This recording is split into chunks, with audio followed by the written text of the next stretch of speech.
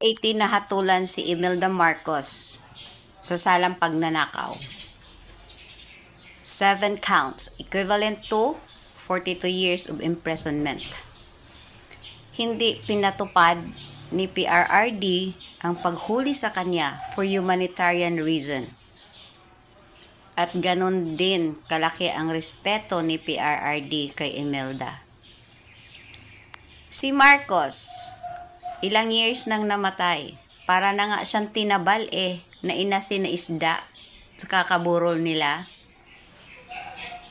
Ni isang duwending presidente, ayaw siyang ipalibing.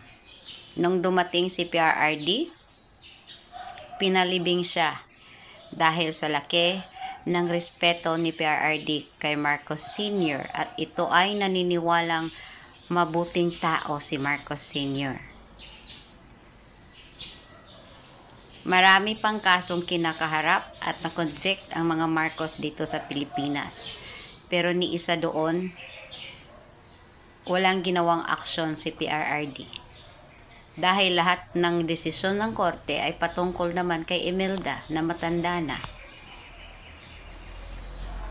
Si Bongbong Jr., alam niyang wala siyang kapasidad manalo sa eleksyon. Ginamit niya si Sara, kasama pa yung ate niyang ang tindi magdrama. Pinanalo siya ni Inday Sara. Naging presidente siya dahil kay Inday Sara. Pero anong ginawa niya? Ito lahat. Ito ba yung taong disente? At bawat issue na hindi mo kayang kaharapin, may panapat kang diversionary tactics. Hindi mo na ba kinaya mga kapalpakan ninyo?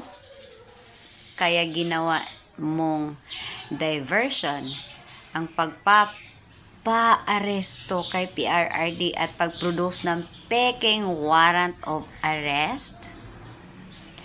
At ang kasunod, nagpaplano na kayo na walang eleksyon o kung meron man, landslide, and kung hindi aayon sa inyo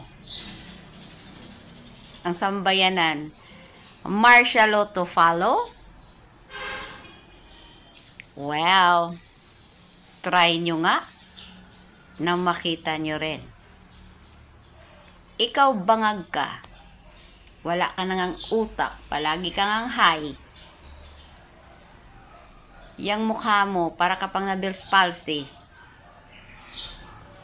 Anong sinasabi mong walang kinalaman ang gobyerno? Ginagawa lang namin ang trabaho namin. Of course, ginagawa niyo ang trabaho niyo. Dahil alam ninyo kung anong gusto niyong mangyari kay PRRD. At si PRRD at ang mga Duterte lang ang hadlang sa mga political agenda ninyo.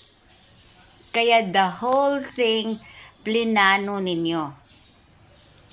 Hindi naman tanga yung mga tao. Kayo lang at iilan ninyong mga loyalista at mga vloggers ang tanga at nagtanga-tangahan. Dahil nga, bayad ninyo sila. Diba?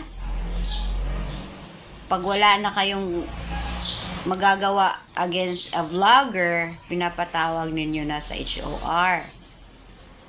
Pinapahuli ninyo kahit gabing-gabi. Ginagawa mo yung ginagawa ng nanay mo at tatay mo dati. Abay, Marcos Jr., ano ba nagawa mo sa Pilipinas sa 3 years? May maipagmamalaki ka ba?